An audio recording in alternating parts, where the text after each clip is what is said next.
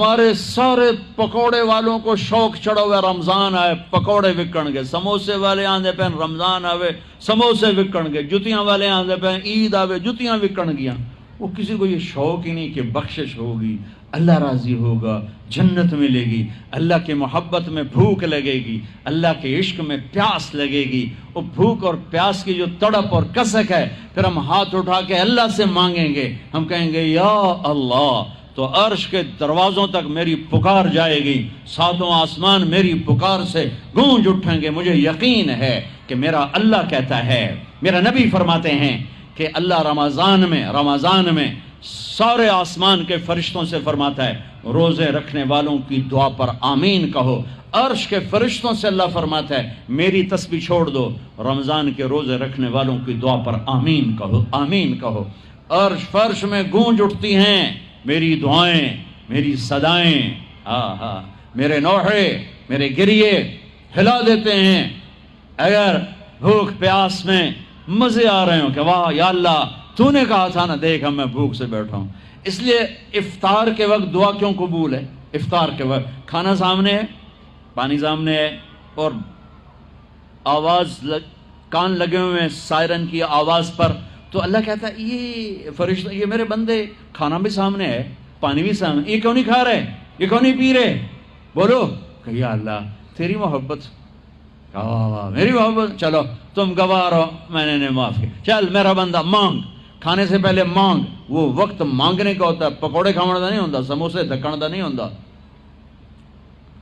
سموسے، پکوڑے، کچوریاں، 7 اپ، جام شیری، روح افزا، 500 چیزاں تو اندر پا لیندے ہو، سارے روزے دی تباہی پھیر کے رکھ دیتے۔ ایک مہینے کے لیے اوور آلنگ ہے، ٹیوننگ ہے، ٹیوننگ، تھوڑا کھاؤ تھوڑا کھاؤ تھوڑا کھاؤ، ٹھنڈے شربت مت پیو، ٹھنڈے شربت مت پیو افطاری کے وقت، بعد میں پینا تو پی لو، این افطاری کے وقت اپنے اوپر ظلم مت کرو۔ سارے دن کا انجن گرم ہے، ایک دم اس کے اوپر برف پھینکتے ہو، تھوڑی دیر صبر کر کے سادہ پانی پی لو، نماز پڑھ لو، پی لو، جام شیری پیو، 7 اپ پیو، جو مرضی پیو، ٹھنڈا پیو، گرم پیو، جو مرضی پیو، لیکن این روزے کے وقت بچو تلی ہوئی چیزوں سے، کراری چیزوں سے، مسالے دار چیزوں سے، ثقیل چیزوں سے بچو، ہلکا پھلکا رکھو پیٹ کو، ہلکا پھلکا، تاکہ روزے کا مقصد حاصل ہو کہ جسم پاک ہو، غلاظتوں سے، گندگیوں سے پاک ہو، صاف ہو۔ ہاں، اور اپنے دل کو بھی صاف۔ رمضان میں سب کی بخشش ہو جاتی، سب کی، 4 نہیں بخشے جاتے، 4 آدمی نہیں بخشے جاتے، 4 قسم کے مرد عورت، سب کی بخشش ہو جاتی، سب کی، 4۔ اللہ تعالی ہماری حفاظت فرما لے۔ کسی بھائی میں یہ عیب ہے، ابھی سن کے توبہ کر لینا، شراب پینے والا، مستقل شراب پینے والا، رمضان میں بخشش نہیں، ماں باپ کا نافرمان، ماں باپ کا نافرمان، بخشش نہیں۔ ماں باپ کے نافرمان کے لیے تو میرے نبی نے کہا کہ اللہ ہر گناہ کی سزا موت کے بعد دے گا۔ ماں باپ کے نافرمان کو یہیں سے شروع کرے گا اور آگے تک لے کے جائے گا، یہاں بھی سزا دے گا اور آگے بھی سزا دے گا۔ صرف ایک گناہ دنیا میں ایسا ہے، کفر شرک کی سزا بھی موت کے بعد، زنا شراب جوے کی سزا سود کی موت کے بعد ہے۔ ایک گناہ ماں باپ کی دل آزاری، دل دکھانا، اللہ یہاں سے یہ سزا شروع کرتا ہے اور آخر تک پہ چلاتا ہے اس کو۔ میرے نبی سے پوچھا گیا یا رسول اللہ قیامت کب آئے گی؟ آپ نے کہا اللہ کو پتہ ہے۔ کہ کوئی نشانی بتائیں؟ کہ جب ماؤں کو ذلیل کیا جائے گا قیامت آ جائے گی۔ ماں باپ کا نافرمان۔ تیسرا کون ہے؟ رشتہ داروں سے لڑنے والا، کبھی بھائی سے لڑا، کبھی بہن سے لڑا، کبھی خالہ سے، کبھی چاچے سے، کبھی مامے سے، کبھی تائے سے، کبھی پھوپھے سے، قریبی رشتوں سے لڑنے والا اور تعلق توڑنے والا، اس کی بخشش نہیں ہوگی۔ چوتھا کون ہے؟ کینہ رکھنے والا، کینہ، شحن، ایک ہوتا ہے بغض، ایک ہوتا ہے کینہ، شحن، بغض، شحن۔ بغض کیا ہے؟ بغض کیا ہے؟ کہ مجھے انصر بھائی سے نفرت ہے، یہ بغض۔ اور کینہ کیا ہے؟ کہ میں ان کو نقصان پہنچانا چاہتا ہوں۔ نفرت کے ساتھ ان کی ٹانگیں کھینچنا چاہتا ہوں، اس کو کینہ کہتے ہیں۔ تو یہ 4 برائیاں معاف نہیں ہیں۔ ہاں کوئی توبہ کرے تو سب معاف ہوگا، سب معاف ہوگا، سب معاف ہوگا۔ تو اللہ نے ہمیں رمضان کا مہینہ دیا ہے، جہنم کے دروازے بند ہو جائیں گے، جنت کے دروازے کھل جائیں گے، فرض 70 فرض کے برابر ہو جائے گا، نفل فرضوں کے برابر ہو جائے گا، تراویح کے ہر سجدے پر 1500 نیکی لکھی جائے گی، ہر سجدے پر 1500 نیکی لکھی جائے گی، 20 رکعت 40 سجدے 60,000 روزانہ۔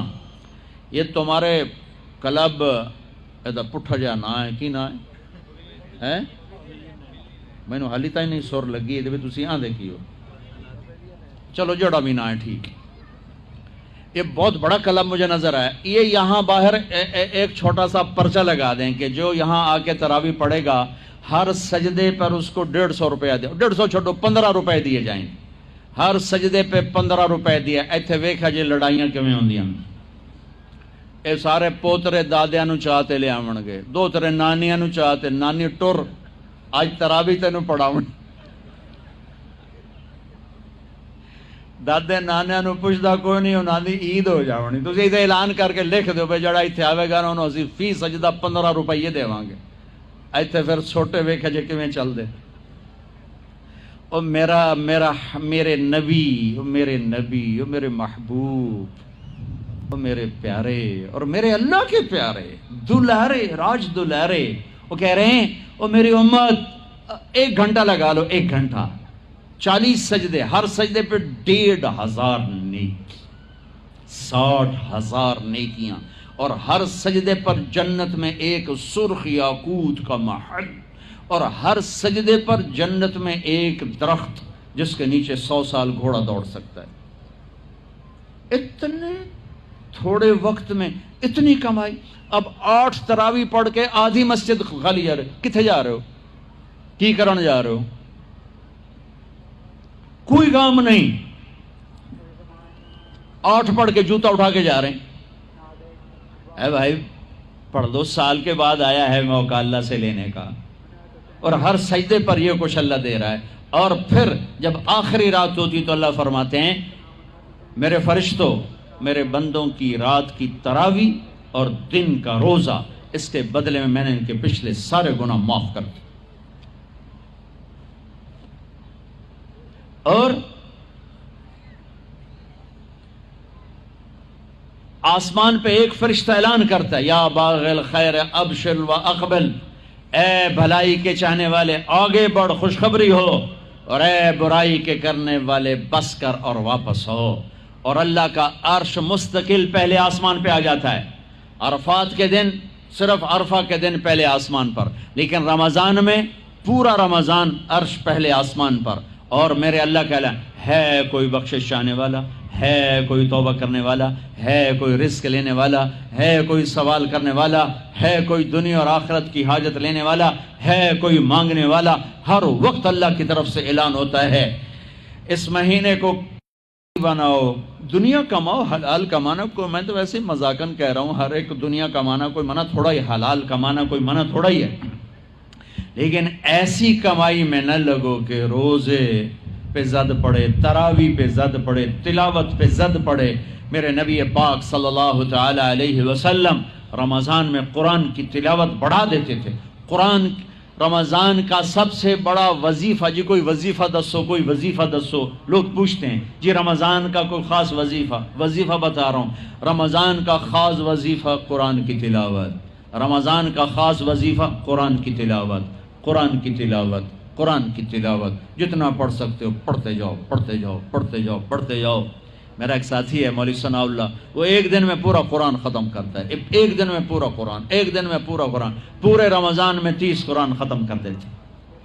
سوائے اس کے بیمار ہو جائے تو، کوئی بیمار ہو جائے تو 10 پارے، ورنہ پورا قرآن رمضان، قرآن پورا قرآن۔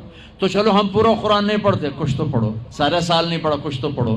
رمضان کا وظیفہ قرآن کی تلاوت، رمضان کی تسبیح قرآن کی تلاوت، رمضان کی خدمت، روزے افطار کرواؤ، سحری کھلاؤ، افطاری کراؤ، غریبوں کو مدد کرو، زکوٰۃ دو، اپنے مزدوروں سے کام تھوڑا لو، گھر کے نوکروں سے کام تھوڑا لو، اور رمضان کی سب سے بڑی بات، آپس میں بغض سے دل صاف کرو. لڑے ہوئے ہو، رمضان آنے سے پہلے جیسے لوگ حج پر جانے سے پہلے نہیں فون کرتے ہیں، صلح کرتے ہیں، اتنا ہی ضروری ہے رمضان سے پہلے میں دل صاف کر لوں، میں معاف کر دوں، میں معافی مانگ لوں. زیادتی کی ہے تو معافی مانگ لوں، کوئی معافی مانگنے آیا تو معاف کر دوں، میرا دل صاف ہو، کسی سے بغض نہ ہو، کسی سے کینہ نہ ہو، کسی کا حسد نہ ہو، کسی سے رنجش نہ ہو. دل صاف کرو. صاف دل اللہ کا عرش بن جاتا ہے، اللہ کا عرش بن جاتا ہے، اللہ کا عرش بن جاتا ہے. اس ویڈیو کو شیئر ضرور کریں، ہو سکتا ہے آپ کے ایک شیئر سے یہ بات کسی کے دل میں اتر جائے.